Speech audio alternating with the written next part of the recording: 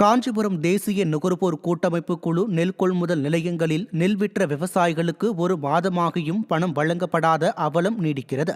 காஞ்சிபுரம் மாவட்டத்தில் நுகர்பொருள் வாணிப கழகம் மற்றும் தேசிய நுகர்வோர் கூட்டமைப்பு குழுவினர் கட்டுப்பாட்டில் மொத்தம் 128 நெல் கொள்முதல் நிலையங்கள் மூலம் நெல் கொள்முதல் செய்யப்படுகிறது. இதில் தேசிய நுகர்வோர் கூட்டமைப்பு குழுவினர் கொள்முதல் செய்த நெல் மூட்டைகளுக்கு ஒரு மாதத்திற்கு மேலாகியும் பணம் விடுக்கப்படவில்லை என்றும், இதனால் அடுத்த பருவத்திற்கு சாகுபடி செய்ய பணம் இல்லாமல் தவித்து வருவதாகவும் விவசாயிகள் குற்றம் சாட்டியுள்ளனர். விடியா ஸ்டாலின் ஆட்சியின் அமைச்சர்கள் மேடைக்கு மேடை அறிவிக்கும் திட்டங்கள் அனைத்துமே வெற்று வாய்சவடால் என மக்கள் குற்றம் சாட்டுகின்றனர். நாகை மாவட்டம் வேதாரண்யம் அருகே விடியா அரசை கண்டித்து லாரி உரிமையாளர்கள் கண்டன ஆர்ப்பாட்டத்தில் ஈடுபட்டனர்.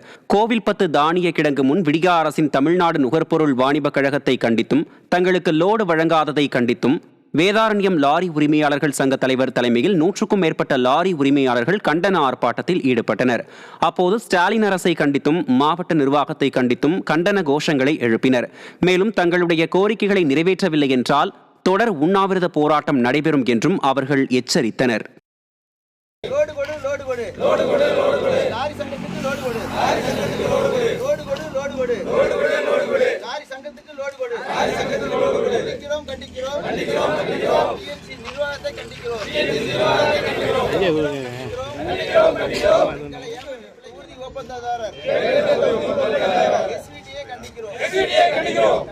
கன்னியாகுமரி அருகே கர்ப்பிணியின் வயிற்றில் குழந்தை இறந்ததற்கு அரசு மருத்துவமனையின் அலட்சியமே காரணம் என உறவினர்கள் குற்றம் சாட்டினர். ஆசாரிப்பள்ளம் அரசு மருத்துவக் கல்லூரி மருத்துவமனையில் பிரசவத்திற்கு சென்ற வடக்கு தாமரை குளத்தைச் சேர்ந்த நிறைமாத கர்ப்பிணி ராதிகாவை பரிசோதித்த மருத்துவர்கள் குழந்தை நல்ல முறையில் உள்ளதாகவும், போதிய படுக்கை வசதி இல்லாததால் 2 தினங்கள் கழித்து வரும்படியும் தெரிவித்துள்ளனர். அதன்படி 2 தினங்கள் கழித்து வந்த அவரை பரிசோதித்த மருத்துவர்கள் வயிற்றில் குழந்தை இறந்து விட்டதாக தெரிவித்ததால் ஆவேசமடைந்த உறவினர்கள் விடியா அரசின் மருத்துவத்துறைக்கு கடும் கண்டனம் தெரிவித்தனர். அனுப்பி விட்டுக்கிட்டு 2 நாள் கழிச்சு வர சொன்னாங்க. 2 நாள் கழிச்சு வந்த பிறகு காலைல 11 மணிக்கு வந்து அட்மிட் ஆகிருக்கிறோம். மத்தியானம் சொன்னாங்க சுகப்பிரசவம் வரும்னு சொன்னாங்க. சாயங்காலம் 6 மணிக்கு என்ன கூப்பிட்டாங்க கையெழுத்து போட்டதுக்கு. 8 மணிக்கு கையெழுத்து போட்ட பிறகு சொல்றாங்க குழந்தை 3 நாள் ஆச்சு இறந்து அப்படின்னு.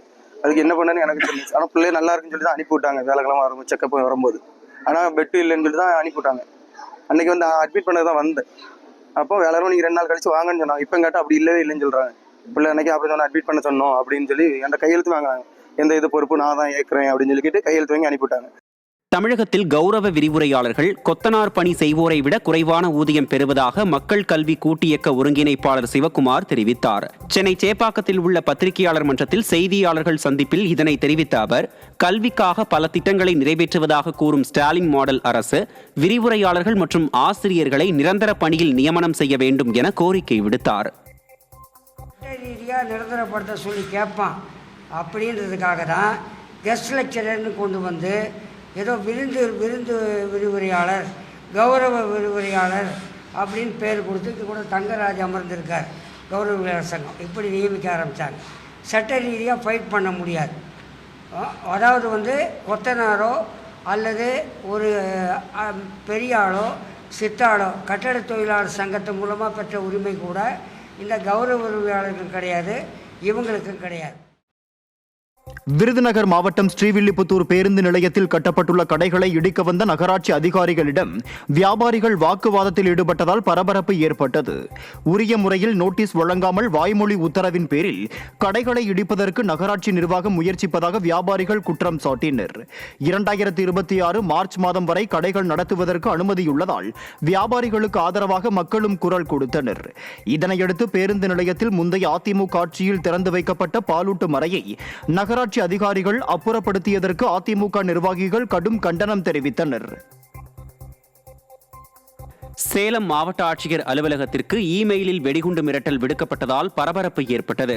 மாலை 3:30 மணிக்கு வெடிக்கும் என இமெயில் அனுப்பப்பட்ட நிலையில் வெடிகுண்டு தடுப்பு நிபுணர்கள் மாவட்ட ஆட்சியர் அலுவலக ஊழியர்கள் அனைவரையும் வெளியேற்றி ஒவ்வொரு அறையாக மெட்டல் டிடெக்டர் கருவி கொண்டு சோதனை செய்தனர். மேலும் மோப்பநாய் மூலமும் சோதனை நடத்தப்பட்டது.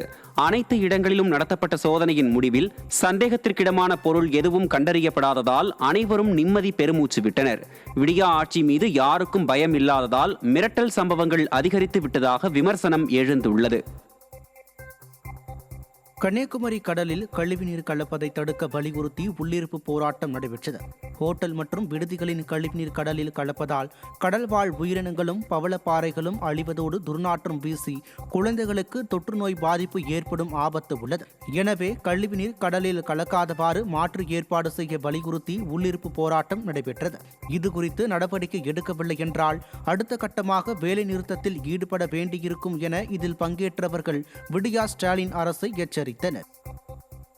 தங்கு விடுதிகள் அவ்வளோ கழிவு நீரும் வந்து கடலில் கலந்துட்டு இருக்காங்க.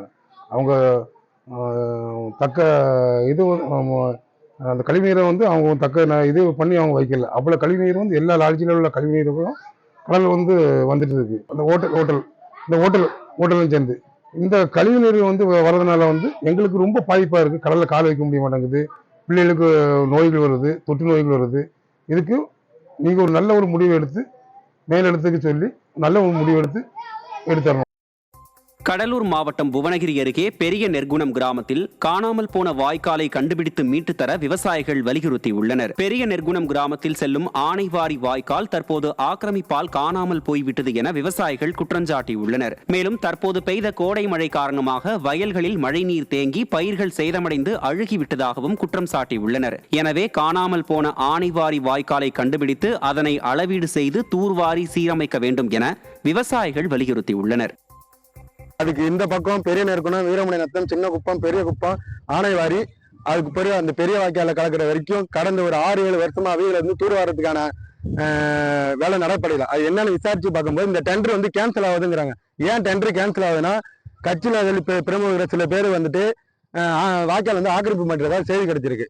இந்த ஆக்கிரமிப்புனால என்ன பண்றாங்க அப்படின்னா இந்த தூர்வாரத்துக்குள்ள டெண்டர் வந்து அவங்க கேன்சல் பண்றாங்க. அப்படியே தூர் வாரினாலும் சும்மா ஃபார்மாலிட்டிஸ், மக்கள் இருக்கிற இடம் மட்டும் ஒரு 100 மீட்டர், 200 மீட்டர், 500 மீட்டருக்கு உட்பட்டது மட்டும் வேலை செஞ்சு டெண்டர் க்ளோஸ் பண்ணிட்டு போறாங்க.